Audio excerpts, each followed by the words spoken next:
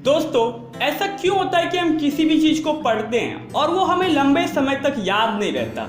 लंबे समय तो छोड़िए, हम उससे 8 से 10 दिन बाद ही भूलने लग जाते हैं। और वहीं अगर हम किसी खूबसूरत लड़की से मिलते हैं तो उसका चेहरा हमें जिंदगी भर याद रहता, उसकी कई भी सारी बातें हमें हमेशा याद रहती।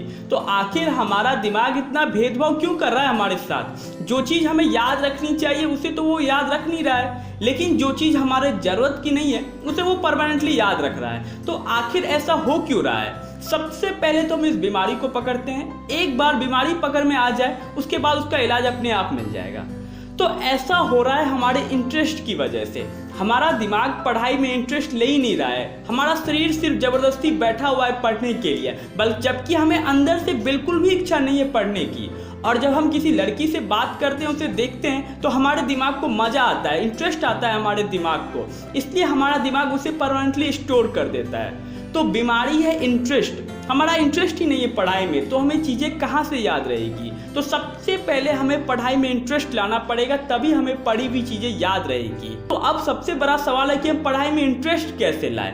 तो अब ध्यान से सुनिएगा आप मेरी कही हुई बातों को। पढ़ाई में इंटरेस्ट लाने के लिए आपको अपने अंदर से इच्छा होनी चाहिए पढ़ने की, और आपको अपने अंदर से इच्छा पढ़ने की तब होगी जब आपके पास कोई गोल होगा। जब तक आपके पास कोई गोल नहीं होगा तब तक आपको पढ़ाई में मन नहीं लगेगा। इसलिए कोई एक गोल सेट कर लो कि मुझे पढ़ के ये काम करना है, फिर उसके बाद वो गोल ही आपको मोटिवेट करेगी पढ़ने को। उस गोल को अपने दिलो दिमाग में बैठा लो, अपनी स्टडी रूम के चारों ओर उस गोल को लिख दो, फिर देखना कैसे नहीं पढ़ाई में इंटरेस्ट आता है। तो जल्दी याद रखने का सबसे पहला रूल हो गया है पढ़ाई में इंटरेस्ट। दूसरा रूल है विजुअलाइजेशन एंड एनालाइजेशन। विजुअलाइजेशन का यूज आप कर सकते हो हिस्ट्री, पॉलिटिकल, हिंदी जैसे सब्जेक्ट में, क्योंकि देखिए हिस्ट्री वगैरह सब एक ऐसा सब्जेक्ट है जहां हमें चीज़ें लंबे समय तक याद नहीं रह सकती। हम चाह कर भी हिस्ट्री वगैरह को लंबे समय तक याद नहीं रख सकते, इसलिए आप इसे एक मूवी की तरह पढ़ो। जो भी आप पढ़ो उसका एक बैकग्राउंड में आप एक सीन क्रिएट कर लो, क्योंकि हमारे दिमाग को ना देखी हुई चीज़ें जल्दी याद हो जाती है और लंबे समय तक याद रहती है। इसलिए आप जो भी पढ़ो उससे रिलेटेड कोई सीन क्रिएट कर लो, फिर देखना आप जिंदगी में कभी भी पढ़ी हुई चीज़ों को नहीं भूलोगे।